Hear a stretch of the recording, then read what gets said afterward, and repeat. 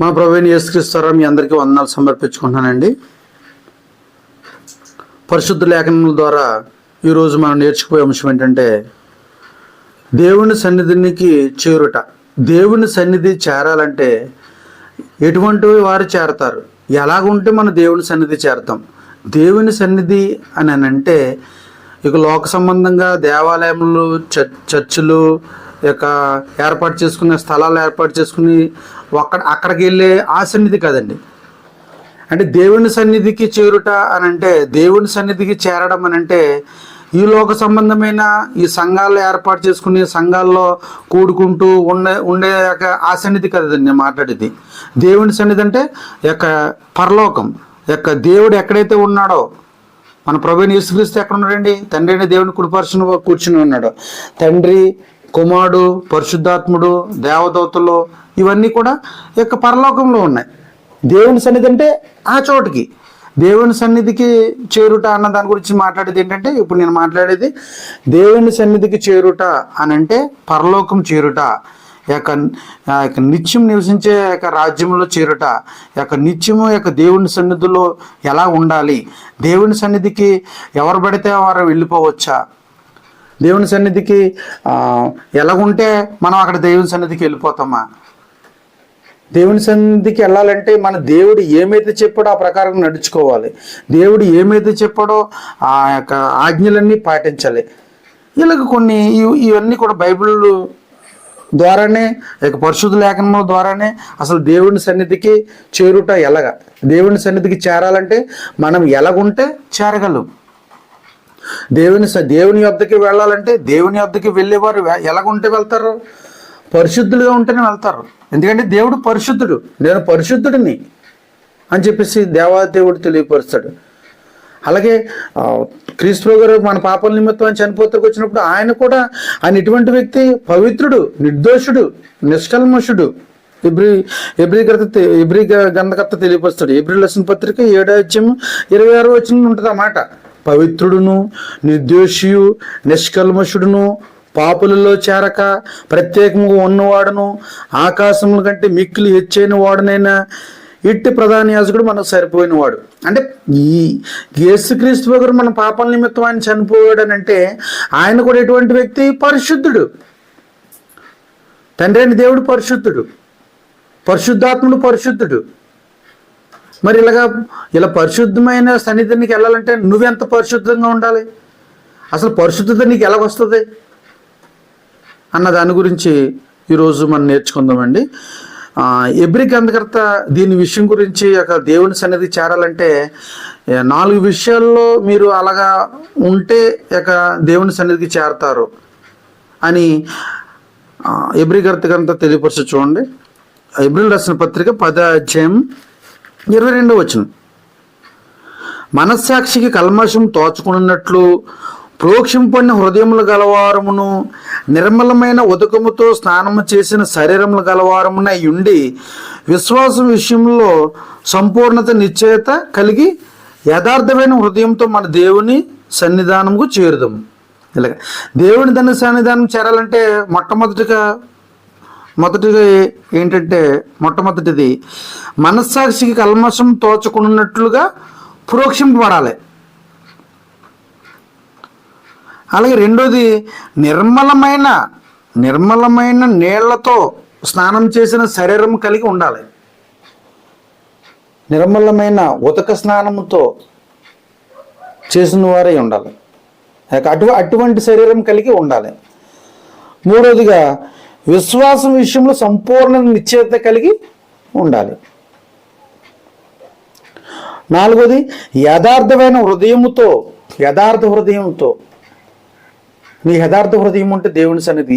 ఈ నాలుగు అంశాలు మీద మాట్లాడుకుందాం. దేవుని చిత్తం అయితే ఎంతవరకు అవుతుందో అంతవరకు మనం మాట్లాడుకుందాం. ఒకవేళ అవ్వకపోతే మరొకసారి మనం మాట్లాడుకుందామండి.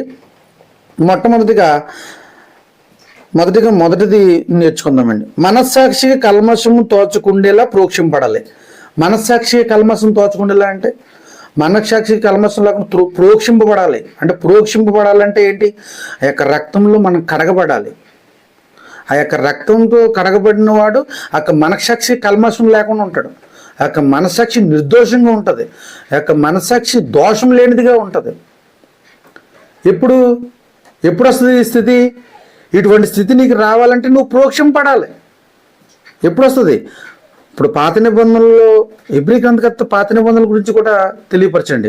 పాత నిబంధనలు పాపం చేసిన వారు దేవునికి ఎలా పరిహారం చెల్లించేవారు, వాళ్ళ పాపాలను ఎలా క్షమించబడేలా చేసేవారు అంటే ఈ యొక్క మేకలను కానీ గొర్రెల్ని కానీ ఆవుల్ని కానీ తీసుకెళ్ళి వాళ్ళు బలిచ్చి లేక పాపాలన్నీ ప్రోక్షించేవారు. లేక పాత నిబంధనకు సంబంధించింది. అంటే ధర్మశాస్త్ర కాలంలో వారికి ఆత్మశుద్ధి లేదు. ధర్మశాస్త్ర కాలంలో వారికి ఆత్మశుద్ధి లేదు. అంటే ఎలాగా ప్రోక్షం పడుతున్నారంటే ఆ యొక్క ఓన్లీ శరీరము శుద్ధి చేయబడుతుంది అనమాట. తీయండి ఒకసారి హెబ్రీయుల రాసిన పత్రిక 9:13 ఏలయనగా మేకల యొక్కయు ఎడ్ల యొక్కయు రక్తమును మైలు పడిన వారి మీద ఆవుదోడ బూడిద చల్లటియు శరీర శుద్ధి కలిగినట్లు వారిని పరిశుద్ధపరిచిన ఎడల. అంటే మేకల యొక్కయు ఎడ్ల యొక్కయు ఆ రక్తమును మైలుబడిన వారి మీద ఆవుదోడ బూడిద చల్లటియు శరీర శుద్ధి కలిగినట్లు, శరీరానికి శుద్ధి కలిగేది అవన్నీ కూడా. పాపాలు మాత్రం ఎప్పుడు కూడా నిలిచే ఉండేయండి. ఆ పాపాల్లో కడిగి వేసేది కాదు. ఆయన ఎంత బళ్ళు అర్పించేసిన వాళ్ళ బళ్ళు ఇక మేకలు కోడెలు ఇక ఎడ్ల యొక్క ఇటువంటి అర్పించేసిన వాళ్ళ పాపాలను నిలిచే ఉండి ఇక శరీర శుద్ధి జరిగేది అనమాట. శరీర శుద్ధి కలిగినట్లు వాళ్ళని పరిశుద్ధపరిచిన ఎడల నిత్యుడగు ఆత్మ ద్వారా తను తాను దేవుని నిర్దోషిని అర్పించుకున్న క్రీస్తు యొక్క రక్తము నిర్జీవ క్రియలను విడిచి జీవగల దేవుని సేవించుటకు మీ మనస్సాక్షి ఎంతో ఎక్కువగా శుద్ధి చేయను. అది కాదండి బలి. ఆ బలి వాళ్ళకి అది మనం పరిశుద్ధపరచబడలేము. ఆ యొక్క ఇప్పుడు మేకలను తీసుకెళ్ళి గొర్రెలను తీసుకెళ్ళి ఆవులను తీసుకెళ్ళి యొక్క కోడిలను తీసుకెళ్ళి ఆ యొక్క బలి అర్పించేస్తే మన పాపాలన్నీ కడిగేసేది కాదండి. ఇది మనము నిత్యుడగు ఆత్మ ద్వారా తను దేవునికి నిర్దోషినిగా అర్పించుకున్న క్రీస్తు యొక్క రక్తము ద్వారా క్రీస్తు యొక్క రక్తములో మనం ప్రోక్షింపబడాలి. వాళ్ళు ఎలాగైతే ఆ యొక్క రక్తాన్ని బలిచ్చి ఆ రక్తాన్ని ఆ యొక్క చల్లుటం ద్వారా శరీర శుద్ధి జరిగేది అంతే. ఇక్కడ అదే తెలియపరుచుండ హెబ్రీ గ్రంథకర్త ధర్మశాస్త్ర కాలంలో ఇలాగ శరీర శుద్ధి కలిగినట్లు చేసి తప్ప అది పరిశుద్ధపరిచినది కాదు. అలాగే పరిశుద్ధపరచబడిన వల్ల నిత్యుడగు ఆత్మ ద్వారా వచ్చిన క్రీస్తు యొక్క రక్తము నిర్జీవం అయిపోతుంది, నిరుపయోగంగా ఉండదు, ఉపయోగంగా ఉండదు అని చెప్పేసి అంటున్నాడు. మనం ఈ యొక్క క్రీస్తు యొక్క రక్తములు ప్రోక్షింపబడాలి. మనం కంటిన్యూ చదువుకుంటే 20 చదువుకుంటే ధర్మశాస్త్ర ప్రకారం మోసే ప్రతి ఆజ్ఞను ప్రజలతో చెప్పిన తర్వాత ఆయన నీళ్లతోనూ రక్తవర్ణం గల గొర్రెపచ్చుతోనూ ఇస్సోపుతోనూ కోడల యొక్కయు మేకల యొక్క రక్తమును తీసుకుని దేవుడి మీ కొరకు విధించిన నిబంధన రక్తం ఇదే అని చెప్పుచు గ్రంథం మీదను ప్రజలందరి మీదను ప్రోక్షించును. మోసే ఎలా చేశాడంట? ధర్మశాస్త్ర ప్రకారం మోసే ఎలా చేశాడు? ఆయన నీళ్లతోనూ రక్తవర్ణం గల గొర్రెబొచ్చుతోనూ ఇస్సోపుతోనూ కోడల యొక్కయు మేకల యొక్కయు రక్తం తీసుకుని దేవుడు మీ కొరకు విధించిన నిబంధన రక్తం ఇదే. అప్పుడు నిబంధన రక్తం అదే. వాళ్ళ పాపాలు చేసిన ఆ పాపాలకు పరిహారార్థంగా బలి అర్పించేవారు. అప్పుడు అది నిబంధన రక్తం ఇదే అని చెప్పుచు గ్రంథముల మీద ప్రజలందరి మీద ప్రోక్షించును. మనకి అది కాదండి. ఇప్పుడు మనం అలాగ ప్రోక్షించబడే వ్యక్తులం కాదు. మన ధర్మశాస్త్ర కాలంలో లేని మనుషులు, మనం కొత్త నిబంధనలో ఉన్న వ్యక్తులము, క్రీస్తు యుగంలో ఉన్న వ్యక్తులు, క్రైస్తవ యుగంలో ఉన్న వ్యక్తులు. మనం క్రీస్తు యుగం అన్నా క్రైస్తవ యుగం అన్నా కొత్త నిబంధనలకు సంబంధించిన మనుషులు అన్నా ఇవన్నీ మూడు ఒకటేనండి. అటువంటి వ్యక్తులు మనం ఇలాగా బలర్పించి యొక్క రక్తం చల్లుకుంటే సరిపోద్దా? సరిపోదండి. అది కాదండి. నీ యొక్క నిత్యుడుగు ఆత్మ ద్వారా క్రీస్తు యొక్క రక్తం ద్వారా నువ్వు ప్రోక్షింపడాలి. ఆ రక్తం ద్వారా ప్రోక్షింపడాలంటే క్రీస్తు రక్తం మనం చల్లుకోవడానికి చల్లుతారు. అప్పుడు ఎక్కడన్నా జరుగుతుంది అలాగా? క్రీస్తు రక్తంలో చల్లటం అంటే ఆయన ఒప్పుకుని నువ్వు బాప్తిసం పొందడమే ఆ క్రీస్తు రక్తంలో నువ్వు ప్రోక్షింపడినట్టు. ఇంకా చదువుకుంటే కింద అదేవిధంగా గుడారం మీదను, సేవా పాత్రను అన్నిటి మీదను ఆ రక్తమును ప్రోక్షించును. పాత్రల మీద, గుడారాల మీద చల్లేవారు. అప్పుడు మరి ధర్మశాస్త్ర ప్రకారం సమస్త వస్తువులను రక్తము చేత శుద్ధి చేయబడిననియు, రక్తము చిందింపకుండా పాపక్షమాపణ కలుగుదని సామాన్యంగా చెప్పవచ్చును. రక్తమే పరిశుద్ధపరుస్తుందండి. ఆ విషయం సామాన్యంగా చెప్పవచ్చు. మన పాపం నిమిత్తము అది బలి అయిపోతామండి. బలి అర్పించాలి. మన పాపం నిమిత్తం అది బలి అర్పించాలి. ఇలా జరగాలంటే రక్తం చిందింపాలి. రక్తం చిందింపకుండా నీ పాపక్షమాపణ జరగదు. ఆ విషయం సాధారణంగానే సామాన్యంగానే చెప్పవచ్చును అని చెప్తున్నాడు అనమాట. అలా రక్తాన్ని చిందించాడు క్రీస్తు ప్రభువు మన పాపం నిమిత్తమైన. ఆ బలి అయిపోయాడు. సిలువలో మరణించాడు. ఆయన శరీరాన్ని నల్లకొట్టి ఆ యొక్క రక్తాన్ని చిందించాడు. నా పాపముల నిమిత్తమే కదా తండ్రి నువ్వు చనిపోయావు, నా పాపముల నిమిత్తం కదా నువ్వు బలయ్యావు అని తెలుసుకుని ఆయన ద్వారా నువ్వు, ఆయన రక్షకుడు, నా పాపాలన్నీ విమోచించి నన్ను పరిశుద్ధులుగా నిర్దోషులుగా నిలబెట్టే వ్యక్తి అని నువ్వు తెలుసుకుని నువ్వు బాప్తిసం పొందాలి. బాప్తిసం తీసుకుని ఆ రక్తంలో ప్రోక్షింపడిన ఆ బాప్తిసాన్ని నువ్వు కడ వరకు కొనసాగించేలా ఉండాలి. విశ్వాసం విషయంలో కొనసాగిస్తూనే ఉండాలి. ఇలాగ ఈ విధంగా నువ్వు చనిపోయేంత వరకు ఉంటే దేవుని సన్నిధికి చేరతావు. చనిపోయాక యొక్క పరలోక ప్రవేశము, మహిమా ప్రవేశము ఇలాగా పాంప్లెట్ల మీద, ఫ్లెక్సీల మీద వేసినంత మాత్రాన మనం వెళ్ళమండి.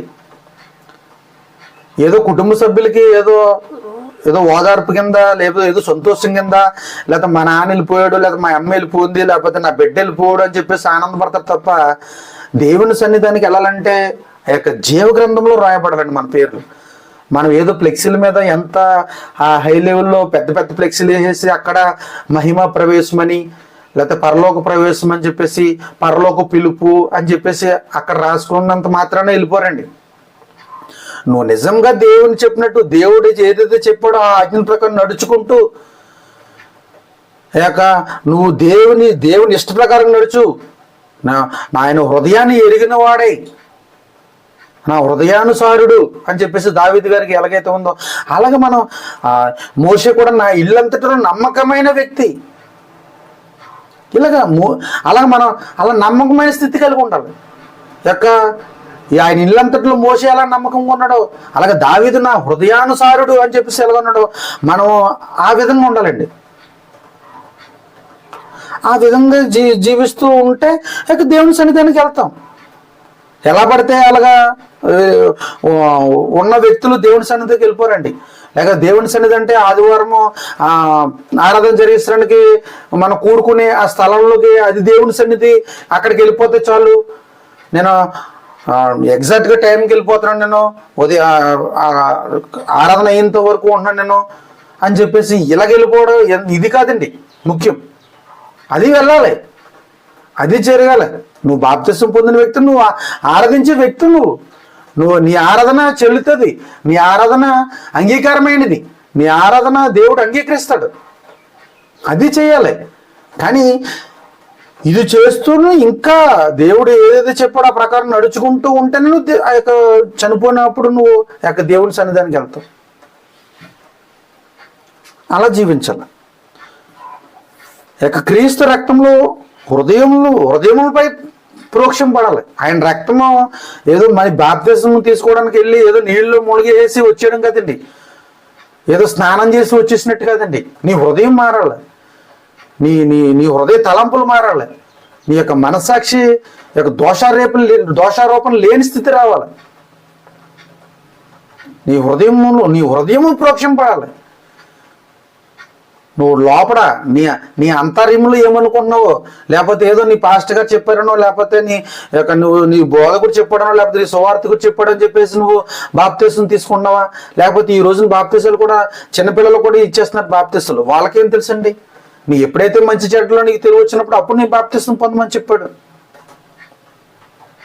అలాగే చిన్నపిల్లలకి ఏం తెలుసండి? అలా మంచి చెడ్డలు గట్ట ఏమైనా తెలుసా? తెలీదు. వాళ్ళకి మంచి చెడ్డలు తెలివి వచ్చినప్పుడే నువ్వు చేయాలి. అప్పుడు మనసు మార్చుకోవాలి. వాళ్ళు సహవాసం కలిగి ఉంటారు. దేవుడితో సహవాసం కలిగి ఉండాలంటే దేవుడు ఎంతైతే పరిశుద్ధంగా జీవించడం నువ్వు అంత పరిశుద్ధంగా ఉంటేనే నువ్వు ఆ సహవాసం నీకు వస్తుంది. భూమిపై ఉన్న మానవులందరూ కూడా దేవునితో శాశ్వతమైన సంబంధం కలిగి ఉన్న వ్యక్తులు. యొక్క సంబంధం, భార్యాభర్తల మధ్య సంబంధం, వాళ్ళు మ్యారేజ్ చేసిన కాడి నుంచి వాళ్ళిద్దరికే హక్కుదారులు అవుతారు. వాళ్ళు భర్త భార్య, నువ్వు నేను తాళ్ళు కట్టిన భార్య, నీ మీద నాకు హక్కు ఉంది అని చెప్పేసి భార్యని అంటాడు. భార్య కూడా అలాగంటది, నువ్వు నా భర్తవు, నా భర్త అతను, నా నా నా హస్బెండ్. అచ్చతెలుగులో చెప్పాలంటే నా మొగుడు అని ఇలాగా ఎంత ధైర్యంగా చెప్తున్నామంటే, ఈ లోకంగా ఉన్న ఈ సంబంధాల విషయంలోనే మనం అలా చెప్తున్నామని అంటే, లేకపోతే బ్రదర్, నా తమ్ముడు, మా అన్నయ్య అని ఇవన్నీ ఏంటి సంబంధం, మా చెల్లి, మా అక్క అని నువ్వు ఈ లోకానుసారంగా ఉన్న ఈ సంబంధాలు నువ్వు కలిగి ఉన్న వ్యక్తువు, దేవునితో శాశ్వతమైన సంబంధం కలిగిన వ్యక్తువు నువ్వు. ఆయనతో నువ్వు సంబంధం కలిగి ఉండాలంటే, దేవుని సన్నిధానికి నువ్వు చేరాలని అంటే నువ్వు ఎలాగుండాలి? యొక్క రక్తంలో, క్రీస్తు ప్రభు యొక్క రక్తంలో నువ్వు ప్రోక్షం పడాలి. ప్రోక్షం పడితే అప్పుడు నీ మనస్సాక్షికి దోషారోపణలు లేని స్థితి ఉండాలి. అసలు పాపం అన్నది రాకూడదు. పాపం నువ్వు చేసిన పాపాలు రాకూడదు, నువ్వు ఇంకా పాపం చేసే స్థితి రాకూడదు, పాపాలు చేయని ఆలోచన నీకు ఉండకూడదు. పాపజ్ఞత లేని విధంగా ఉంటుంది అనమాట. నీ మనస్సాక్షి పాపాన్ని గురించి జ్ఞాపకం ఉండదు. అది హెబ్రీయులకు రాసిన పత్రిక 10:2 ఉంటుంది. అది అలాగూ చేయగలిగిన ఎడల సేవించువారు ఒక్కసారి పరిశుద్ధపరచబడిన తర్వాత వారి మనస్సాక్షికి పాపం చెప్పిన ఇకనూ ఉండదు కనుక వాటిని అర్పించడం మానుదురు కదా. నీ మనస్సాక్షికి దోషారోపణ అంటే ఇక పాపం నీకు జ్ఞాపకం రాకపోవడం. పాపాన్ని నువ్వు జ్ఞాపకం చేసుకోకూడదు. పాపాలు చేయడానికి కూడా నువ్వు చేయాలనే ఆలోచన నీకు ఉండదు. నీకు పూర్వం నువ్వు ఆ స్థితిలో ఉంటే, ఆ పాపం ఒకవేళ నీకు ఇష్టపూర్వకంగా చేసిన పాపాలు అవి ఉంటే మళ్ళీ ఆ పాపాలను నువ్వు ఆలోచించుకోకూడదు, ఆ పాపజ్ఞప్తి రాకూడదు. హెబ్రీయులకు రాసిన పత్రిక 10:2 హెబ్రీయులకు రాసిన పత్రిక 10:2 అలాగూ చేయగలిగిన ఎడల సేవించు వారు ఒక్కసారి శుద్ధపరచబడిన తరువాత వారి మనస్సాక్షికి పాపజ్ఞప్తి ఇకను ఉండదు కనుక వాటిని అర్పించడం మానుదురు కదా. పాపజ్ఞప్తి ఉండకూడదండి. నువ్వు శుద్ధపరచబడిన తర్వాత నువ్వు ఏదైతే సేవించావో, దేవుణ్ణి సేవించి దేవుడి సన్నిధానికి నువ్వు వెళ్ళాలని నువ్వు ఆలోచన కలిగి ఉండి, నేను పాపం చేశాను, ఇప్పటి వరకు దేవుడిని మర్చిపోయాను, దేవుడు చెప్పి నడుచుకోలేదు, దేవుణ్ణి నేను అంగీకరించకుండా ఎన్ని రోజులు ఇన్ని సంవత్సరాలు నేను ఇలా గడిపేయాను అని నువ్వు తెలుసుకుని నువ్వు మారు మనసు పొంది బాప్తిసం పొందిన తర్వాత నువ్వు పాపస్థితికి వెళ్ళకూడదు. నువ్వు నీ మనసాక్షి దోషారోపణ చేసే విధంగా నువ్వు ఉండకూడదు. నీ మనసాక్షి దోషారోపణ లేని స్థితి ఉండాలి నీకు. లోపల నీ హృదయ అంతరంగంలో నువ్వు పరిశుద్ధపరచబడాలి. నీ హృదయంలో మార్పు చెందాలి. పేతురు రాసిన మొదటి పత్రిక 1:2 పరిశుద్ధత కలిగి ఉండాలి, పరిశుద్ధాత్మ కలిగి ఉండాలి. పేతురు రాసిన మొదటి పత్రిక 1:2 దేవుని భవిష్యత్ జ్ఞానం బట్టి ఆత్మూలన పరిశుద్ధత పొందిన వారే విధేయులగుటకును యేసు క్రీస్తు రక్తం వల్ల ప్రోక్షింపబడటను ఏర్పరచబడిన వారికి దేవుని భవిష్యత్ జ్ఞానమును బట్టి. దేవునికి భవిష్యత్ జ్ఞానం ఉందండి. నువ్వు భవిష్యత్ జ్ఞానం అంటే ఆయన ఈ భూమి మీద కావలసిన ప్రతి దాన్ని కూడా మన కోసం ఏర్పాటు చేశాడండి. ఒకప్పుడు ఉదాహరణ చెప్పాలంటే కొన్ని ఇప్పుడు అన్ని కూడా భూమిలోంచి చేస్తున్నారండి. బంగారం అనగా, ప్లాటినం అనగా, ప్రతిది కూడా ఇనుము అనగా, ఇవన్నీ కూడా అసలు ఎక్కడి నుంచి తీశారండి? ఎక్కడి నుంచి తీస్తున్నారు? ఇవన్నీ భూమిలోంచే.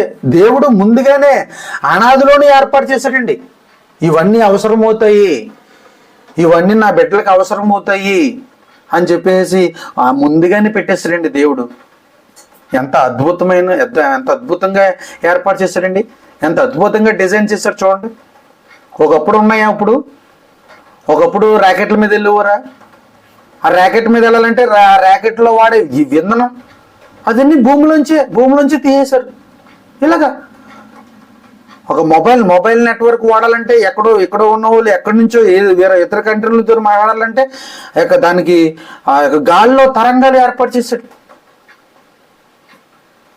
ఇక్కడ మాట్లాడితే అక్కడికి వినపడేలాగా ఇవన్నీ కూడా అవసరమైన ప్రతి దాన్ని కూడా ముందుగానే ఏర్పాటు చేశాడండి.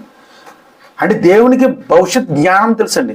దేవునికి భవిష్యత్ జ్ఞానం తెలిసిన బట్టే ఆయన దేవుని భవిష్యత్ జ్ఞానం బట్టి ఆత్మ వలన పరిశుద్ధత పొందిన వారే విధేయులగుటకు యేసు క్రీస్తు రక్తం వలన ప్రోక్షింపబడాలండి. ఆత్మ వలన పరిశుద్ధత పొందాలి. యేసుక్రీస్తు రక్తం వలన నువ్వు ప్రోక్షింపడాలి. ఆయన రక్తంలో నువ్వు ప్రోక్షింపడాలి. ఆ రక్తంలో నువ్వు ప్రోక్షింపడితే నీ ఆ పరిశుద్ధత కలిగి ఉంటావు. ఆత్మలో పరిశుద్ధాత్మ పొందుతావు. నువ్వు బాప్తిస్మ కార్యక్రమం ద్వారానే కదా నీ పరిశుద్ధాత్మను వరము వస్తుంది. అపోస్తలుల గారు 2వ అధ్యాయము 38వ వచనం ఉన్నమాట అదే కదా. మీరు మారు మనసు పొంది పాపక్షమాపణ నిమిత్తము యేసుక్రీస్తు నామములో బాప్తిస్మ పొందింది, అప్పుడు మీరు పరిశుద్ధాత్మను వరము పొందుదురు. ఇక పరిశుద్ధాత్ముడు వస్తాడు. నువ్వు ఆ యొక్క క్రీస్తు రక్తంలో ప్రోక్షింపడిన వ్యక్తి, నీ పాపం ఉండదు, నీ పరిశుద్ధత కలిగి ఉంటావు. ఈ విధంగా ఉండాలన్నమాట. ఈ లోక మర్యాదను నువ్వు అనుసరించవు. ఈ లోకంలో ఉన్న మర్యాదను నువ్వు అనుసరించకుండా నువ్వు దేవుడు ఏదైతే చెప్పాడో ఆ ప్రకారం నడుచుకుంటావు. రోమిల్ రాసిన పత్రిక 12వ అధ్యాయం 2వ వచనం. రోమిల్ రాసిన పత్రిక 12వ అధ్యాయం 2వ వచనం. మీరు ఈ లోక మర్యాదను అనుసరింపక ఉత్తమమును అనుకూలమును సంపూర్ణమై ఉన్న దేవుని చిత్తం మీద పరీక్షించి తెలుసుకున్నట్లు మీ మనసు మారి నూతన మొగటి వలన రూపాంతరము పొందిడి. ఈ లోక మర్యాదను, ఈ యుగ పుట్టినోట్లు, ఈ లోకం అన్నది పుట్టినోట్లు ఈ యుగ అని అనమాట. ఈ యుగ సంబంధమైన ఆచారాల్లో ఈ లోక మర్యాదలో పాటించకూడదండి. ఈ వివాహ విషయంలో కూడా అలాగే, వివాహాల మ్యారేజ్ జరిగే విషయంలో కూడా వెళ్ళి పంతులు గారి దగ్గరికి వెళ్ళిపోయి మంచి రోజు ఏంటో చూస్తున్నారండి. ఎంత దారుణంగా ఉందని చూడండి. మీరు సమయంలో కాలంలో మీరు అది లెక్కించకూడదు. అవన్నీ తండ్రి స్వాధీనంలో ఉన్నాయని అన్నప్పుడు మీరు ఆ యొక్క సమయాల గురించి మీరు వెళ్ళి పంతులు గారిని వెళ్ళి అడుగుతాం ఏంటంటే ఇలా చేయట్లేదా? క్రైస్తవులైనటువంటి వారు చేస్తున్నారు. లేకపోతే బిల్డింగ్ కట్టేటప్పుడు శంకుస్థాపన చేసినప్పుడు కూడా సమయాలు చూస్తున్నారు.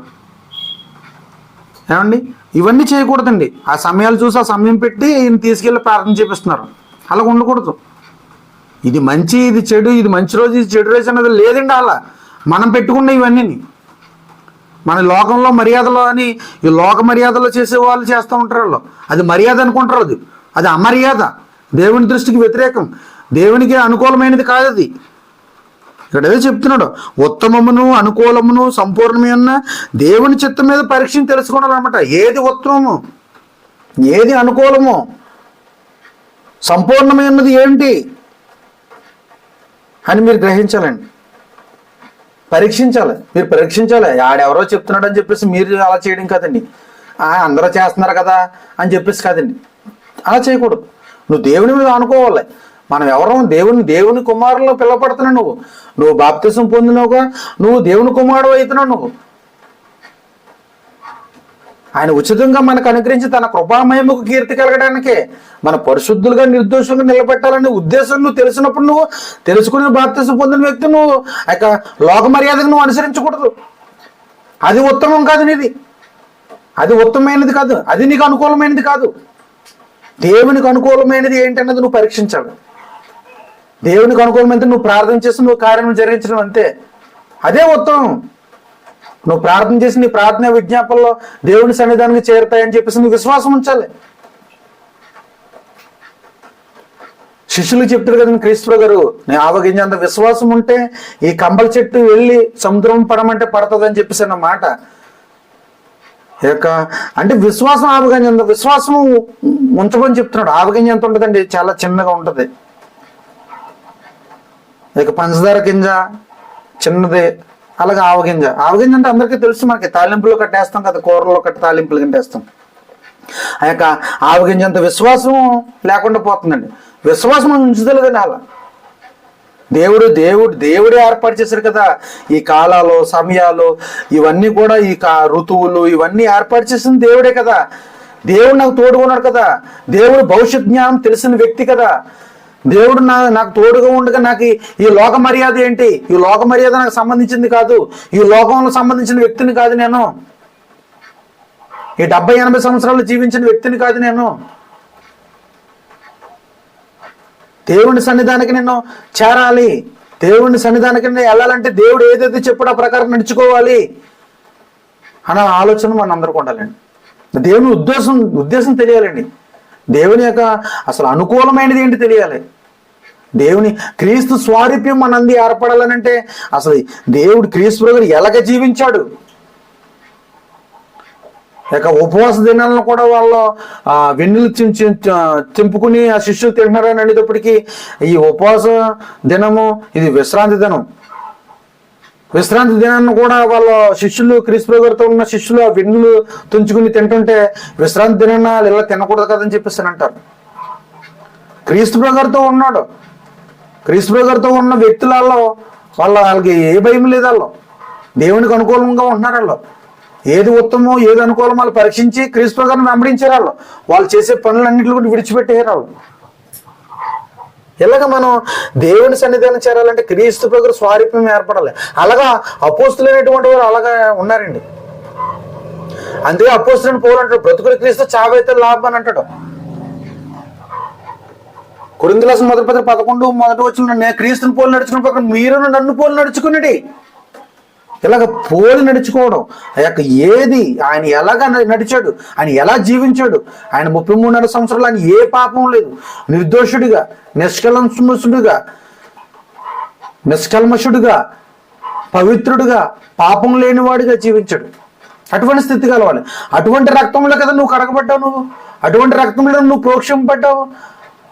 అది తెలుసుకునే కదా నువ్వు బాప్తిసం పొందావు. నువ్వు ఆ బాప్తిసం పొందిన వ్యక్తి నువ్వు అలా జీవించాలి కదా. దేవుని సన్నిధానం చేరాలంటే ఆషామాషి కదండి. ఇక పరలోకం చేరాలంటే ఏదో మామూలుగా మన ఇష్టానుసారమైన జీవితం జీవించేస్తే చేరలేమండి. దేవుని సన్నిధానం చేరాలంటే నువ్వు నీ సమర్పించుకోవాలి. సజీవ యాగం మీ శరీరాలను ఆయనకి సమర్పించుకోవాలి. అదే రోమీయులకు రాసిన పత్రిక 12:1 కాబట్టి సహోదరులారా, పరిశుద్ధమును దేవునికి అనుకూలమైన సజీవ యాగంగా మీ శరీరములను ఆయనకు సమర్పించుకొనుడి. దేవుని వాత్సలను బట్టి మేము బతిమాలుకొనుచున్నాం. ఇట్టి సేవ మీకు యుక్తమైనది. బ్రతుకుండగానే మీ అవయవములన్నీ ఆయన సమర్పించాలండి. చనిపోయాక నీ ఆత్మను చేర్చుకోమనడం, చనిపోయాక నువ్వు దీని వల్ల ఉపయోగం ఉండదు. చనిపోయిన వ్యక్తి ఎవరన్నా మాట్లాడగలుగుతాడా?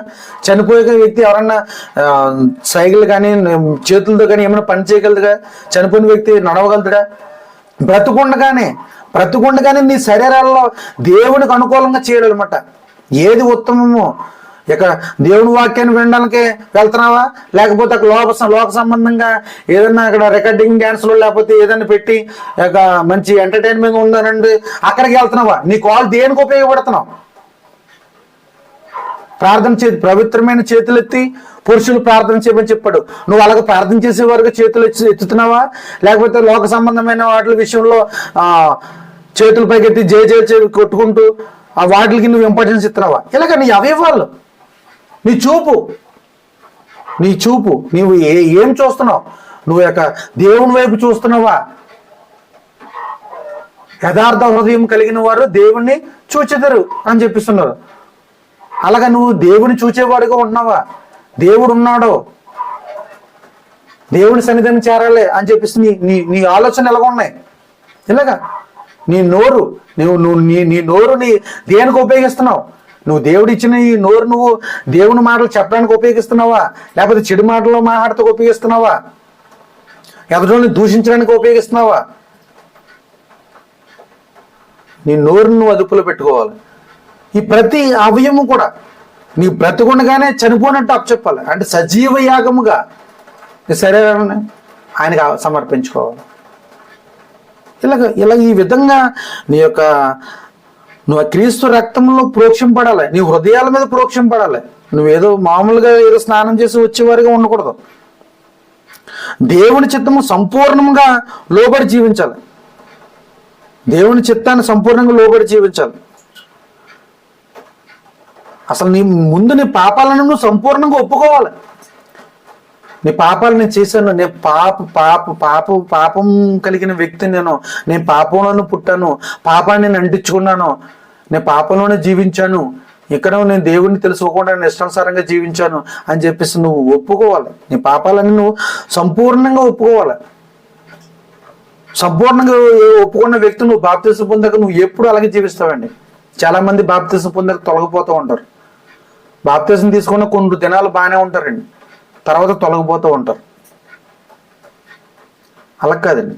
నువ్వు బాప్తిసం పొంది నీ పాపాలన్నీ ఒకసారి కడిగి వేసుకున్నాక నువ్వు దేవుని సమర్పించేసుకోవాలంటే, నీ శరీరాన్ని సజీవంగా సమర్పించుకోవాలంటే, ఈ యొక్క నీ మనస్సాక్షి కల్మషం లేకుండా ఉండాలంటే, నీ హృదయం మీద ప్రోక్షింపడాలంటే ఆ విధంగా జీవించాలి. యోహాను రాసిన మొదటి పత్రిక,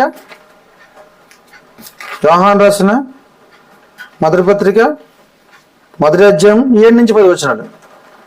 అయితే ఆయన వెలుగులో ఉన్న ప్రకారం మనమును వెలుగులో నడిచిన ఎడల మనము అన్యోన్య సహవాసం గలవారమయ్యుందుము.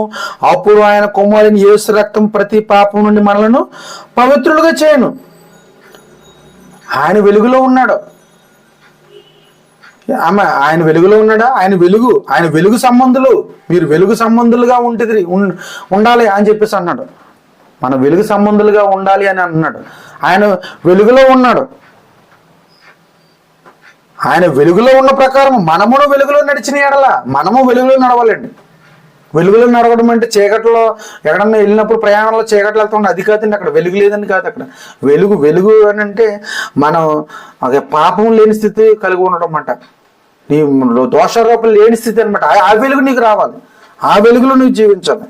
ఆయన వెలుగై ఉన్న ప్రకారం మనము వెలుగులో నడిచిన ఎడల మనం అన్యోన్య సహవాసం గలవారి ఉంటాం.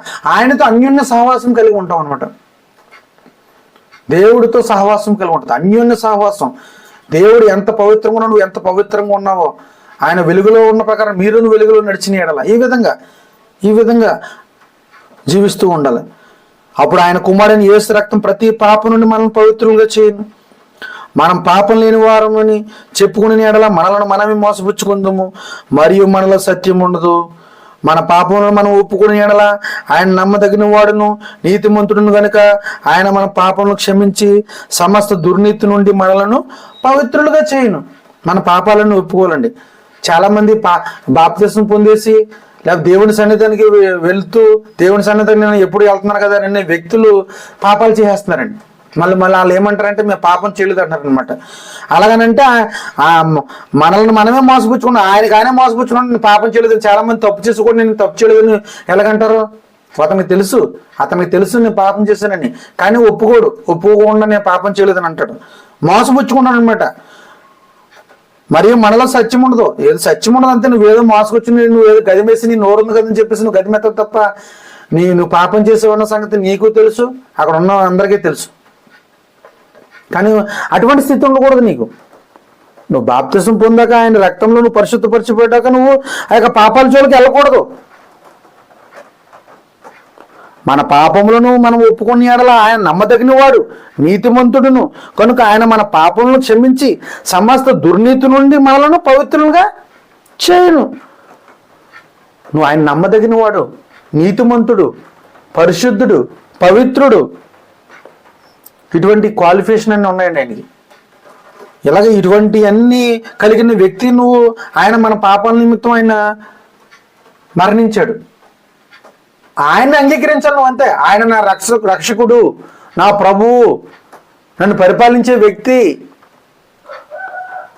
అని చెప్పేసి నువ్వు బాప్తిసం పొందాలి, బాప్తిసం తీసుకోవాలి. ఇక క్రీస్తులో కూడా సంఘంలో ఉండి బాప్తిసం పొందాలి.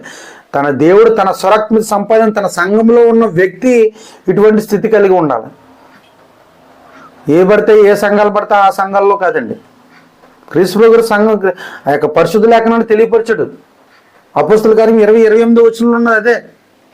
దేవుడు తన స్వరక్త మీద సంపాదించి తన సంఘమును కాయటకు. దేవుడు పుట్టినట్లు ప్రభు అని ఉంటుంది. క్రీస్తు గారు ఇచ్చాడండి, రక్తాన్ని చిందించాడు ఆ యొక్క సంఘంలో. ఆ యొక్క సంఘంలో ఆయన రక్షకుడు, నా ప్రభువు అని చెప్పేసి నువ్వు ఒప్పుకొని బాప్తిసం పొంది ఆయన నమ్మదగిన వాడు, నీతిమంతుడు అని చెప్పేసి నువ్వు నీ పాపాలన్నీ క్షమించగల వ్యక్తి అని చెప్పేసి నువ్వు ఒప్పుకుంటే ఈ యొక్క సమస్త దుర్నీతి నుండి మనల్ని పవిత్రులుగా చేస్తాడు. మనం పాపం చేయలేదని చెప్పుకునే ఎడల ఆయన అబద్ధకునిగా చేయవారు మగుదము, మరియు ఆయన వాక్యం మనలో ఉండదు. నువ్వు పాపం చేసావు, నీలో వాక్యం ఉండదు. వాక్యము దేవుడే ఉన్నాడు. వాక్యము శరీరధారి కృపాసత్య సంపూర్ణంగా మన మధ్య నివసిస్తుంది. ఆ వాక్యము నీలో ఉండదు అన్నాడు. నువ్వు పాపం చేసి అబద్ధం ఆడావా, ఆయన వాక్యం నీలో ఉండదు.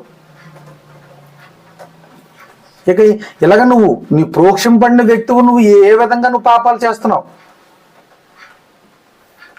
ప్రోక్షం పడిన వ్యక్తులు నువ్వు ఇటువంటి పాపస్థితిని కలిగి ఉండకూడదు. నువ్వు నాకు దేవుని సన్నిధానంగా వెళ్ళాలంటే నువ్వు ఈ యొక్క పాపాలన్నీ విడిచిపెట్టాలి. ఆ యొక్క పవిత్రుడు, నిర్దోషుడు, నిష్కల్మషుడు అని చెప్పేసి నువ్వు ఒప్పుకున్న వ్యక్తివు నువ్వు ఆ పాపస్థితికి వెళ్ళకూడదు. నీ పాపాలు చేయని వారిగా ఉండాలి. ఆయన నమ్మదగిన వాడని నువ్వు ఒప్పుకోవాలి. ఆయన నీతిమంతుడు అని ఒప్పుకోవాలి. అన్ని జనులు నడుచుకున్నట్లు నడవకూడదు. మనం అన్ని జనులు నడుచుకున్నట్లు నడవకూడదు.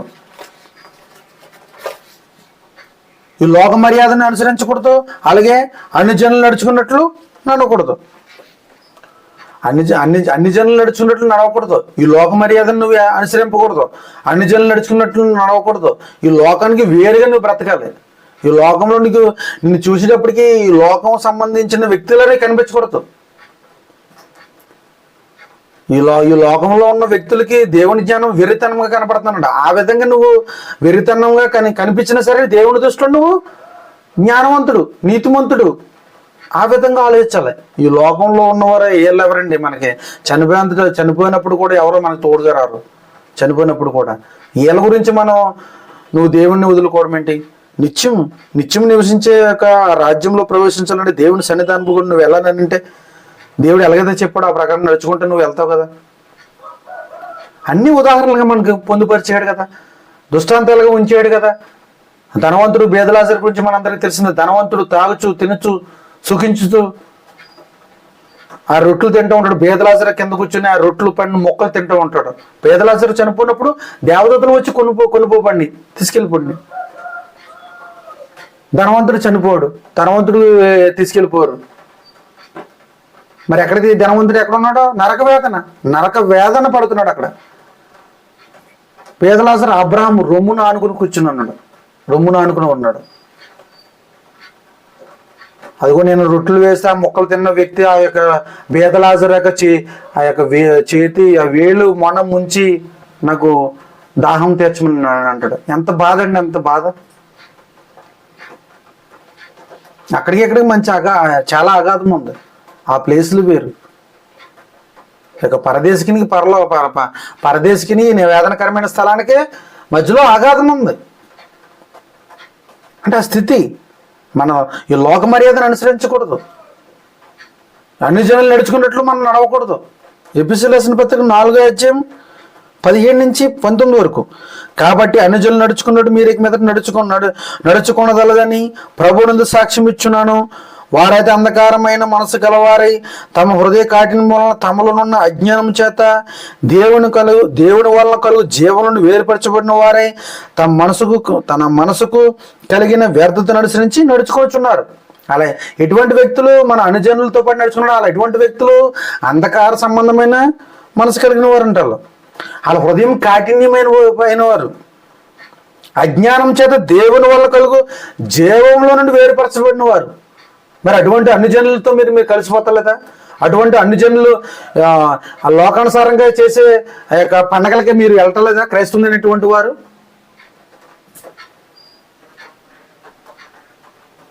అన్ని జనులు ఆచారాలకే మీరు వాళ్ళతో పాటు ఏకీపిస్తలేదా? క్రైస్తవులైనటువంటి వారు బాప్తిసం పొందిన వ్యక్తి నువ్వు వెళ్తలేదా? వెళ్తున్నావు నువ్వు. ఇక అన్ని జనులు ఏదైతే ఆచారాలు ఉన్నాయో ఆ ఆచారాలన్నీ పాటిస్తున్నావు నువ్వు. వాళ్ళ హృదయ కాఠిన్యం వలన వాళ్ళు చేస్తున్న ఆ పనిలోకి వెళ్ళి నువ్వు జీవంలో నువ్వు ఏర్పరచబడిన అవుతున్నావు నువ్వు. ఆయన జీవించే వ్యక్తి, ఆయన నిత్యుడు, పరిశుద్ధుడు, పవిత్రుడు. మన పరలోకంలో చేరాలంటే ఆయన ద్వారా మన పాపాలు ఆయన ఒప్పుకుంటేనే ఆయన వెళ్తాము. అని నువ్వు బాప్తిసం పొందిన వ్యక్తి కూడా నువ్వు ఈ లోక సంబంధమైన ఈ అన్ని జనులతో నువ్వు కలిసిపోతున్నావు. నువ్వు అలా కలిసిపోరు. ఇక్కడ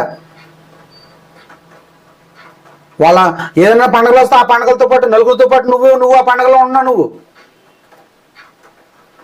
దేవునికి నువ్వు దేవుని ఒప్పుకున్నావు అని చెప్పేసి నువ్వు సెపరేట్గా నువ్వు కనపడతలేదు. నువ్వు లోక సంబంధమైన వాటితో కూడా నువ్వు వాళ్ళతో పాటు నువ్వు ఏకీపిస్తున్నావు. నువ్వు వాళ్ళు ఏ పండుగలు చేస్తే ఆ పండుగలు ఉన్నాం. వాళ్ళు ఏ విధంగా వెళ్తున్నారంటే ఆ విధంగా దేవుని ఎరగని వారు, అన్ని చెల్లినటువంటి వారు, దేవుడు ఎవరైతే ఎరగలేదో వాళ్ళు అన్ని చెల్లిలు, వాళ్ళతో పాటు నువ్వు కలిసి ఉన్నావు అంతే.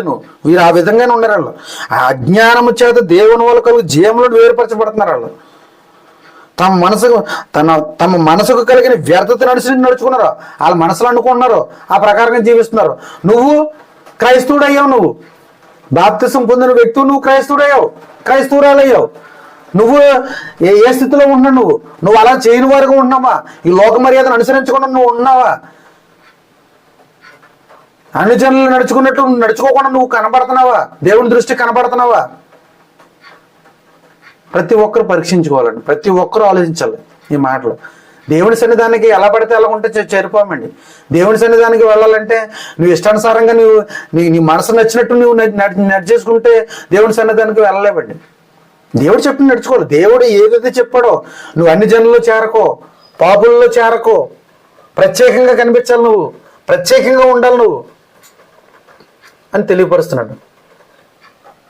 ఆ విధంగా నువ్వు ఉంటేనే నువ్వు దేవుని సన్నిధికి చేరగలదు. నువ్వు ఎలా పడితే అలాగా నువ్వు ఉంటే చేరిపోలేవు. 19 వారు సిగ్గులేని వారై ఉండి నానా విధమైన అపవిత్రతకు అత్యాశ జరిగించుటకు తమ్మును తామే కామకత్వమునకు అప్పగించుకునేది. సిగ్గులేని వారేంటండి? ఇంకా ఇంతకన్నా మాట ఏముందండి? సిగ్గులేని వారై ఉండి, అసలు సిగ్గు లేకుండానే వెళ్తున్నారండి అన్ని జనులు ఆచరించే ఆచారాలకి, వాళ్ళు చేసే పనులకి. నువ్వు దేవుణ్ణి ఒప్పుకుని దేవుని సన్నిధానికి వెళ్ళాలని నువ్వు నిశ్చయత కలిగి నువ్వు ఒప్పుకొని నీ నోటితో ఒప్పుకున్న వ్యక్తి నువ్వు అదే నోటితో నువ్వు దేనికి నువ్వు ఇంపార్టెన్స్ ఇస్తున్నావు? నువ్వు ఈ లోక సంబంధమైన పాటల్లో, ఈ లోక సంబంధమైన వాటికి నువ్వు ఎక్కువ నీ నోటితో నువ్వు పాడుతున్నావా? లేకపోతే దేవునికి సంబంధించిన పాటలు పాడుతున్నావా? ప్రతిదీ నీ చూపు ఏమి చూస్తుంది? నువ్వు ఎక్కడికి నడిచి వెళ్తున్నావు? నువ్వు ఎక్కడన్నా ఊరేగింపు అంటే మనం వెళ్ళిపోతామండి. ఎక్కడన్నా ఊరేగింపు జరుగుతుందని చెప్పి నువ్వు క్రైస్తవునైనటువంటి వారు నువ్వు వెళ్ళిపోతావు. దేవుడు ఊరుకుంటాడండి? దేవుడు ఊరుకుంటాడా? అన్నీ తెలిసినోడికి క్షమాపణ ఉండదండి. నువ్వు తెలియక పాపం చేసిన దానికి క్షమాపణ ఉంది, కానీ తెలిసి నువ్వు సాహసించి చేస్తే నువ్వు అది పాపం ఉండదండి. ఘోరం, ఉగ్రత ఉంటుంది నీ మీద. నువ్వన్నీ తెలుసు, నువ్వు అన్నిట్లో పాల్గొంటున్నావు, దేవుని సన్నిధానికి వెళ్తున్నావు, దేవుని గురించి అన్నీ తెలుసు నీకు. నాకు అన్నీ తెలుసు అని నువ్వు అంటావు. నువ్వు బాప్తిసం పొందావు, నేను ముందే బాప్తిసం పొందని అంటావు. లేకపోతే నా తండ్రి ఇలా ముందు నుంచే ఉన్నాడని చెప్పేసి అని అంటావు. కానీ నీ స్థితి మాత్రం నువ్వు బాప్తిసం పొందిన వ్యక్తి మాత్రం నువ్వు ఆ స్థితిలో కలిగి ఉండవు. దేవునికి భయపడవు, దేవుని భయభక్తులు కలిగి ఉండవు. నువ్వు దేవుడు చూచాడు అన్నట్టు నీ ఇష్టానుసారంగా జీవిస్తావు. నువ్వు దేవుని సన్నిధానికి నువ్వు వెళ్ళిపోతావా? పరలోకం నువ్వు చేరిపోతావా? సిగ్గులేని వారేండి నానా విధమైన అపవిత్రతకు అత్యాశతో జరిగించుటకు తమ్మును తామే కామకత్వముగా అప్పగించుకుంటారు. మీకు మీరే ఎవడైతే అలాగుంటాడో వాడికి ఆడే కామకత్వంగా అప్పగించుంటాడు.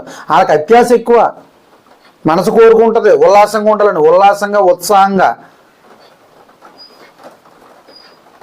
మంచి ఉత్సాహంగా వింటూ ఉంటారండి పాటలు. లోక సంబంధమైన పాటలు మంచి సౌండ్ పెట్టుకుని మంచి ఉత్సాహంగా వింటూ ఉంటారు. అది కాదు, నువ్వు దేవుని సన్నిధానికి ఎప్పుడు ఉండాలండి. నువ్వు చనిపోయేంత వరకు కూడా ఎప్పుడు కూడా నీ శరీరాన్ని, నీ అవయవాలను సజీవంగా ఆయనకి సమర్పించుకుంటూ ఉండాలన్నమాట. ఎందుకంటే నువ్వు ఏ ఉపదేశ క్రమానికి నువ్వు అప్పగించబడుతావో నీకు తెలుసు కదా. నువ్వు ఏ ఉపదేశ క్రమము ఆయన ఏదైతే చెప్పాడో, పరిశుద్ధ లేఖనం ద్వారా ఏదైతే ఉపదేశించాడో ఆ ఉపదేశాన్ని నువ్వు అంగీకరించే కదా నువ్వు బాప్తిసం పొందావు.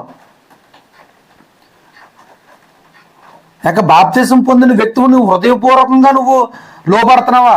నీ హృదయపూర్వకంగా లోపడాలి. నువ్వు ఆయన ఉపదేశించినప్పుడు నువ్వు ఆయన ఉపదేశించినదో అంగీకరించి నువ్వు హృదయపూర్వకంగా లోపడాలి. రోమిల్ రాసిన పత్రిక 6:17 రోమిల్ రాసిన పత్రిక 6:17 మీరు పాపమునకు దోషులై ఉంటురి గాని ఏ ఉపదేశ క్రమమునకు మీరు అప్పగింపబడుతారో దానికి హృదయపూర్వకంగా లోపడిన వారై పాపము నుండి విమోచింపబడి నీతికి దోషులైతరి. ఇందుకు దేవునికి స్తోత్రము. మీరు ఆయన ఉపదేశించిన ఉపదేశము సువార్త ఏదైతే సువార్తించి విన్నావో నువ్వు కొరింథీయులకు రాసిన మొదటి పత్రిక 15వ అధ్యాయము 14వ వచనంలో క్రీస్తుకు మరణ సమాధి పునరుద్ధానం గురించి నువ్వు ఉపదేశం యొక్క నువ్వు ఆ సువార్తను నువ్వు అంగీకరించిన వ్యక్తువు, నువ్వు ఆ ఉపదేశ క్రమానికి నువ్వు అప్పగింపబడిన వ్యక్తువు, నువ్వు హృదయపూర్వకంగా లోపడాలి. నీ హృదయపూర్వకంగా లోపడి యొక్క పాపం నుండి విమోచింపబడి నీతికి దాసులు అవ్వాలన్నమాట.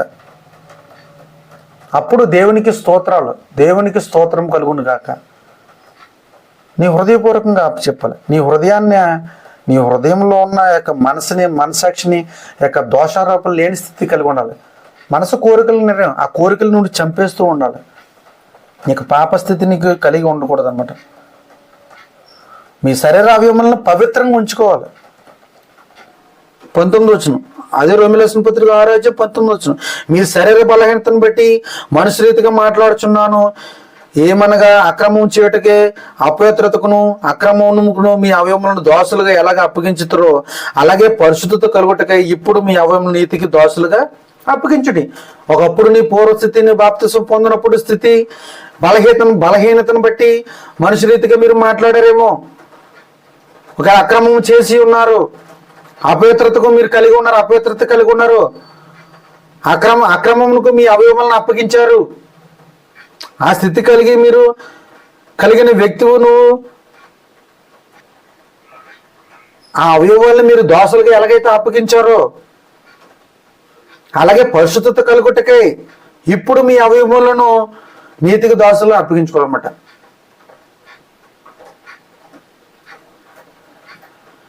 మీ శరీర బలహీనతను బట్టి ఆ యొక్క అక్రమముగా మనుషు రీతిగా మాట్లాడచ్చు, అపవిత్రతగా ఉంటూ మీ అవయవాలని ఎలాగైతే దోషులుగా అప్పగించారో ఇప్పుడు బాప్తిసం పొందిన వ్యక్తి పరిశుద్ధత కలిగేటకై పరిశుద్ధత నీళ్ళు కలుగుటకై ఇప్పుడు మీ అవయవములను నీతికి దోషులుగా అప్పగించాలి. నీతికి దోషులుగా అప్పగించుటి. నీతికి దాసులుగా అప్పగించుకున్నావు అనుకో, నువ్వు అపవిత్రతగా ఉండవు, పవిత్రంగా ఉంటావు, అక్రమం చేయు, క్రమముగా ఉంటావు. నీ శరీరం బలహీనంగా ఉండదు. బలహీనంగా ఉండి బలహీనతగా నేను చేసేసానని అంటారు. నేను మనుషుడు బలహీనుడు అని చెప్పేసాను అంటారు. బలం కలిగి ఉంటావు. అటువంటి ఒప్పుకోవు. పాపం చేసే స్థితి వచ్చినా సరే నువ్వు చేయు. దేవుడు నాకు తోడుకున్నాడు, నేను నీతికి దోషులుగా నా శరీరాలను అప్పగించుకున్నాను అని చెప్పేసి ఉంటుందండి. ఆ స్థితి వస్తుంది మనకి. ఈ విధంగా యొక్క దేవుని సన్నిధానికి చేరాలంటే ఇన్ని కోణాలు ఉన్నాయండి. ఈ విధంగా మనం మారాలి. ఇక నీ హృదయం మీద ప్రోక్షింపడాలి. నిర్మలమైన ఉదకంతో స్నానం చేసిన శరీరం యొక్క అనుభవం రావాలి నీకు. నీ వాక్యం అనే ఉదక స్నానంతో నీ చేసిన వారిగా ఉండాలి. మనం వెళ్ళి గోదావరిలోకి వెళ్ళి స్నానం చేసి వచ్చేసాం అని కాదండి. లేకపోతే ఎక్కడో ఉన్న సముద్రంలోకి వెళ్ళి అక్కడ ఎక్కడో సముద్రంలోకి వెళ్ళి ఎక్కడ బాప్తిసం పొందాను నేను అని చెప్పేసి చెప్పుకోవడం కాదండి. నీ హృదయంలో నీ మారు మనసు పొందాలి. నీ హృదయంలో ప్రోక్షం పడాలి. లేకపోతే నువ్వు ఏదో మామూలుగా వెళ్ళి స్నానం చేసిన చుట్టూ ఉంటుందండి. అలాగే జరుగుతుంది. బాప్తిసం పొందిన వ్యక్తులు కూడా బాప్తిసం తీసుకున్నా కూడా ఇక పాపస్థితిని వదలట్లేదండి. ఇక వ్యసనాలు తాగుతా ఇక సిగరెట్లు కాలుస్తా వాళ్ళ ఇష్టానుసారమైన జీవితం జీవించేస్తున్నారండి. బాప్తిసం పొందాక పరిశుద్ధుడు అయ్యాక క్రీస్తు రక్తంలో కడగబడ్డాక అంటే అతను ఏం చేస్తాడు? మామూలుగా స్నానం చేస్తాడు అంతే. అలా హృదయంలో మార్చుకోలేదు అంతే. అతను ఆ హృదయంలో ఆయన ఆ యొక్క క్రీస్తు రక్తంలో ప్రోక్షింపడలేదు వ్యక్తి. అతను ఇంకా అదే పాపస్థితి. లోకంలో తిరుగుతూ అన్ని జనులు నడుచుకుంటూ ఈ లోక మర్యాద ప్రకారం నడుచుకున్న వ్యక్తి మరి అటువంటి స్థితి కలిగిన వ్యక్తి, పరిశుద్ధత కలిగిన వ్యక్తి కాదు. మామూలు స్నానం చేశాడంతే. అతను వెళ్ళేదో మామూలుగా స్నానం చేశాడంతే. నా హృదయాన్ని మార్చుకోలేదు. నీ గత పాపంలో నువ్వు కడుక్కోలేదంతే. అసలు నీ హృదయంలో ఏ కొంచెము పాపం ఉన్నా అది మొత్తంగా నీ యొక్క పాపం చేసి తీసుకొస్తుందండి. నీ హృదయంలో ఏ కొంచెం పాపం అది మొత్తంగా నిన్ను పాడు చేస్తుంది. నీ పాపం ఉందంటే పాపం వల్ల వచ్చే జీతము మరణము. నీలో పాపం అనేది ఉండకూడదండి. నీ పాపాన్ని నువ్వు కడిగివేసాలంతే. నీ పాప స్థితిని నువ్వు వదిలేసుకోవాలంతే. నువ్వు పరిశుద్ధంగా నిలబడాలంతే. నీ పరిశుద్ధంగా నేను తీర్చడానికి ఆయన అద్వితీయ కుమారుని నీ కోసం పంపించాడు అని చెప్పేసి నీకు తెలిసి ఉండాలి. నీకు ఇవన్నీ తెలిసి ఉండు. నువ్వు తెలుసుకున్న వ్యక్తివి, నువ్వు బాప్తిసం పొందిన వ్యక్తివి. లేకపోతే చెప్పే బాధ కూడా సరిగ్గా చెప్పట్లేదు.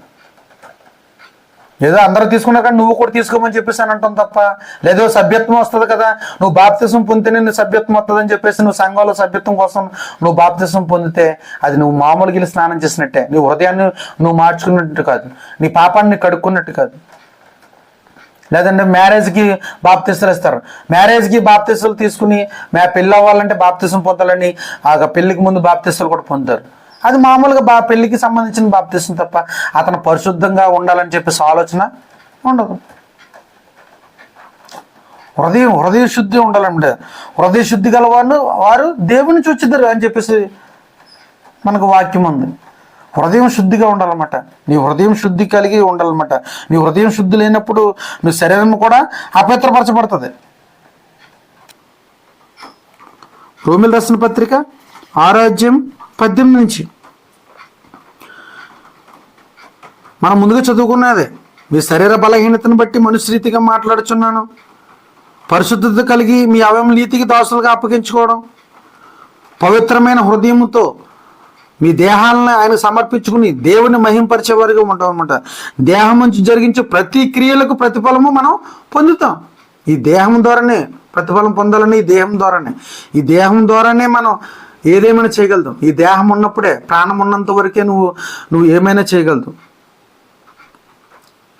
కొరింథీయులకు రాసిన పత్రిక 2వ అధ్యాయం, కొరింథీయులకు రాసిన పత్రిక, కొరింథీయులకు రాసిన 2వ పత్రిక 5వ అధ్యాయం 10వ వచనం. ఎందుకనగా తాను జరిగించే క్రియలు చొప్పున అవి మంచివైనను సరే చెడ్డవైనను సరే దేహంతో జరిగించిన వాటి ఫలమును ప్రతి వాడును పొందినట్లు మనమందరమును క్రీస్తు న్యాయపీఠం ఎదుట ప్రత్యక్షము కావలెను. మంచివైనా సరే చెడ్డవైనా సరే ఈ దేహంతోనే జరిగిస్తామని మనం. ఈ దేహంతోనే నువ్వు జరిగిస్తున్నావు. ప్రతిఫలంగా క్రీస్తు న్యాయపీఠం ఎదుట నువ్వు చేసింది అది తప్ప మంచి చెడ్డ అని చెప్పేసి నీకు అక్కడ తీర్పు దినమని అప్పుడు ప్రత్యక్షం అవ్వాలంతే. నువ్వు అప్పుడు కుడి చేత ఆశీర్వదింపబడిన వారు ఎడం చేత శపించబడిన వారు వేరుపరచబడతారు. గొర్రెల్ని మేకల్ని వేరుపరిచినట్టు మనల్ని వేరుపరిచేసి నిత్యం ఉండే నరకంలోకి పొండి అంటాడు అంతే. చెప్తున్నారు ఎంతో వాక్యం ద్వారా ఈ ఛానల్ ద్వారా అనేక మంది సువార్తల ద్వారా మారండి, మనుషులు మారండి అని చెప్పేసి మారు మనసు పొందండి, ఆయన క్రీస్తు మన రక్షకుడు, ఆయన అంగీకరించండి అని చెప్పేసిన అంగీకరించిన వ్యక్తులు ఉన్నారు. అంగీకరించి బాప్తిసం పొందిన వ్యక్తులు కూడా అదే స్థితిలో ఉన్నారు. వీళ్ళకే బాప్తిసం పొందిన వ్యక్తులను బాప్తిసం పొందలేని వ్యక్తి పెద్ద తేడా ఏమీ లేదండి. ఇద్దరు ఒకటే. ఎప్పుడు కూడా ఆయన హృదయాన్ని ఎరిగి హృదయానుసారుడిగా జీవిస్తూ ఆయన చిత్తాన్ని నెరవేరుస్తూ ఆయన ఏదైతే ఆజ్ఞించినా ఆ ప్రకారం నడుచుకుంటూ జీవిస్తూ ఉండాలన్నమాట. క్రీస్తు రాకడ వరకు వచ్చేంత వరకు మన నిందారహితంగానే జీవించాలండి. ఏదో కొన్ని సంవత్సరాలు ఉండి కొన్ని సంవత్సరాల తర్వాత తప్పిపోవడం కాదండి. నువ్వు చనిపోయేంత వరకు కూడా నువ్వు అంగీకరించిన క్రీస్తులోగానే ఆయన మన పాపం నుంచి ఆయన క్షమించబడ్డాడు, ఆయన ద్వారా మనం క్షమింపబడ్డాం అనే వ్యక్తి నువ్వు చనిపోయేంత వరకు కూడా నువ్వు అలాగే జీవించాలి. దశలోనికలు రాసిన మొదటి పత్రిక 5వ అధ్యాయం 23వ వచనం. దశలోనికలు రాసిన మొదటి పత్రిక 5వ అధ్యాయం 23వ వచనం. సమాధానకర్తయగు దేవుడే మిమ్మల్ని సంపూర్ణంగా పరిశుద్ధపరచును గాక, మీ ఆత్మయు జీవమును శరీరమును మన ప్రభువైన యేసుక్రీస్తు రాకడి యందు నిందారహితముగాను సంపూర్ణముగాను ఉన్నట్లు కాపాడబడును గాక. మిమ్మల్ని పిలిచిన వాడు నమ్మకమైన వాడు కనుక అలాగూ చేయము. సమాధానకర్తయగు దేవుడే మన సమాధానపరుస్తున్నాడు, మన సంపూర్ణంగా పరిశుద్ధపరుస్తున్నాడు. మన ఆత్మయు జీవమును శరీరమును మన ప్రభువైన యేసుక్రీస్తు రాకడ వరకు మన ఆత్మాన్ని జీవాన్ని శరీరాన్ని కూడా క్రీస్తు రెండో రాకడ వచ్చి అంతవరకు కూడా నువ్వు పరిశుద్ధంగానే నిలబడాలి. నిర్దోషిగానే ఉండాలి, సంపూర్ణంగానే ఉండాలి. అలా నువ్వు అలాగే ప్రయత్నం చేస్తూనే ఉండాలి, జీవిస్తూ ఉండాలి, నిత్యం ఉంటూనే ఉండాలి. తోడుంటాడు పరిశుద్ధాత్ముడు, మనకు తోడు ఉంటాడు, అది చేయకుండా కాపాడుతూ ఉంటాడు. నీ ఇంకా ఆయుష్ ఆరోగ్యం నీకు ఇచ్చి నువ్వు ఇంకా మారు మనసు పొందాలంటే నీ కోసం చూస్తున్నాడు అలాగా. లేకపోతే నువ్వు ఒకసారి ఉగ్రత వస్తుంది, నువ్వు ఏ క్షణాన్ని నువ్వు చనిపోతావు నీకు తెలీదు. నువ్వు పాపాన్ని తెలుసుకుని ఎక్కడైనా పాపాన్ని తెలుసుకుని నేను ఇంతవరకు నేను తెలియకుండా ఉన్నానేమో, ఇంతవరకు నేను వాక్యాన్ని వినకుండా నేను దేవుని సన్నిధానికి దూరంగా ఉన్నానేమో, దేవునితో అన్యోన్య సహవాసం కలిగి ఉండకుండా ఉన్నాను. దేవునితో సహవాసం కలిగి ఉండాలి, దేవుడు ఏదైతే చెప్పాడో ఆ ప్రకారం నడుచుకోవాలి. ఇంకా బాప్తిసం పొందిన వాళ్ళు తెలుసుకోండి. ఇంకా బాప్తిసం తీసుకున్న వ్యక్తులు కూడా, బాప్తిసం తీసుకున్న వ్యక్తి నేను ఇంకా కూడా పాపస్థితిలోనే ఉంటున్నాను, నేను బాప్తిసం పొందిన ఉపయోగం లేకుండా పోతున్నాను, నేను ఇంకా పాపంలో ఉన్నాను, ఆ పాపస్థితిని కలిగి ఉంటున్నాను అని చెప్పేసి నువ్వు పాపాన్ని వదులుకొని ఇప్పటికైనా నువ్వు మారు మనసు పొంది మళ్ళీ అవసరమైతే నువ్వు బాప్తిసం పొంది పాప జీవితం వెళ్లకుండా నువ్వు మారు మనసు పొంది అప్పటి నుంచి నువ్వు పవిత్రుగా నిర్దోషుడిగా క్రీస్తు ప్రభువు ఎలాగైతే జీవించారో ఆ ప్రకారంగా జీవించాలి. బాప్తిసం పొందిన వ్యక్తి కూడా నువ్వు కూడా పాపాలని చేయకుండా ఉండాలి అని అంటే నువ్వు ఇంకా మార్పు చెందాలి. నువ్వు మార్పు చెంది నువ్వు ఆ పాపాలను నువ్వు తెలుసుకుని ఆ పాపం లేని స్థితి నీకు రావాలి. నేను ఇంకా పాపం చేసి బాప్తిసం పొందిన సరే నీకు అదే స్థితిలో ఉన్నాను, నేను అదే పాపం చేస్తున్నాను, అదే లోకానుసారమైన వాటికి వెళ్తున్నాను, అన్ని జనులు ఏదైతే నడుచుకున్నారో ఆ ప్రకారంగా నేను నడుచుకుంటున్నాను, నేను క్రైస్తవుడు అయినా నేను క్రైస్తవుడుగా నేను ఉండలేదు, క్రైస్తవురాలుగా నేను ఉండలేదు అని చెప్పేసి నువ్వు తెలుసుకున్న వ్యక్తి నువ్వు నీ బాప్తిసం నీ ఉపయోగం లేనిది, నీ బాప్తిసం నీకు చెల్లదు. అది బాప్తిసం తీసుకున్న వ్యక్తి నువ్వు అలాగే పరిశుద్ధంగా నిర్దోషంగా నిలబడాలి. నువ్వు క్రీస్తు రెండో రాకడ వచ్చేంత వరకు కూడా నీ ఆత్మయు జీవమును శరీరమును ఆయనకి సమర్పించుకోవాలి, పరిశుద్ధంగా ఉండాలి, పరిశుద్ధంగా జీవించాలి. అలాగా మనం కలిగి దేవుడు ఏదైతే చెప్పాడో దేవుడు చెప్పిన ఆజ్ఞలను నడుచుకుంటూ ఆ క్రీస్తు ప్రభువు గారు దేవుడు ఏమైతే చెప్పాడో ఆ ప్రకారంగా ఆయన దేవుని చిత్తాన్ని నెరవేర్చడానికి వచ్చాడు. క్రీస్తు ప్రభువు గారు ఎలాగైతే చెప్పాడో క్రీస్తు ప్రభువు గారు చెప్పినట్టు ప్రకారం కూడా అపోస్తులైనటువంటి శిష్యులు ఎలాగైతే జీవించారో, అపోస్తులను పౌలు ఎలాగైతే జీవించాడో, శిష్యులు ఎలాగైతే జీవించారో అలాగే అపోస్తులు మనకు ఏదైతే అప్పగించారో ఆ బోధలందు నిలిచి ఉండి ఏదైతే చెప్పారో అపోస్తులైనటువంటి పౌలు అయితేనేమి, పేతురు అయితేనేమి, యోహాను అయితేనేమి ఎలాగైతే వాళ్ళు ప్రకటించారో, సువార్త ప్రకటించే విషయంలో అయితేనేమి వాళ్ళు ఎలాగైతే జీవించారో అలాగా జీవించాలని, ఆ ప్రకారంగా జీవిస్తే నువ్వు దేవుని సన్నిధానంలో చేరతావని, దేవుని సన్నిధానంలో చేరాలంటే నువ్వు నేను కూడా ఎప్పుడు కూడా పవిత్రుగా నిర్దోషులుగా మనసాక్షి దోషారోపణ లేని స్థితి కలిగి ఉండాలని, మన హృదయంలో ప్రోక్షింపడాలని, ఆయన క్రీస్తు రక్తంలో ప్రోక్షింపడాలని, ఆ ప్రకారంగా ప్రోక్షింపడి బాప్తిసం పొందిన వ్యక్తి ఆయన రెండో రాకడ వచ్చేంత వరకు కూడా నిందారహితుడిగా జీవించాలని హృదయపూర్వకంగా మీకు మనవి చేస్తున్నానండి. మీకు మారు మనసు పొందాలి. మీరు మారు మనసు పొంది దేవుడి సన్నిధానం చెల్లాలి. మనమందరం కూడా ఒక సన్నిధానంలో కలుసుకోవాలి. కుటుంబంలో ఉన్న వ్యక్తులు కూడా ఒకరు బాప్తిసంలో ఉన్న ఒకరు బాప్తిసం పొందరు. కుటుంబం అంతా కూడా ఒకప్పుడు చనిపోయినప్పుడు మన కలుసుకుంటామన్న నిరీక్షణ ఉంది. అటువంటి నిరీక్షణ కలిగిన వ్యక్తులు మనం ఎలాగ ఉండాలి? అందరూ రక్షింపబడాలి, కుటుంబాలు అందరూ రక్షింపబడాలి, కుటుంబాలు అందరూ కూడా ప్రార్థనకి వెళ్ళాలి, కుటుంబాలు అందరూ కూడా ఆరాధన చేసే వ్యక్తులుగా ఉండాలి. ఈ విధంగా ఉండాలని క్రీస్తు రెండో రాకడ వచ్చేంత వరకు కూడా మన పరిశుద్ధులుగా నిర్దోషులుగా ఉండాలని నన్ను నేను హెచ్చరించుకుంటూ మిమ్మల్ని అందరిని హెచ్చరిస్తూ ఈ నా మాటలు ముగిస్తున్నానండి. మీ అందరికీ ప్రభువుని యేసుక్రీస్తు వందనాలు సమర్పించుకున్నానండి.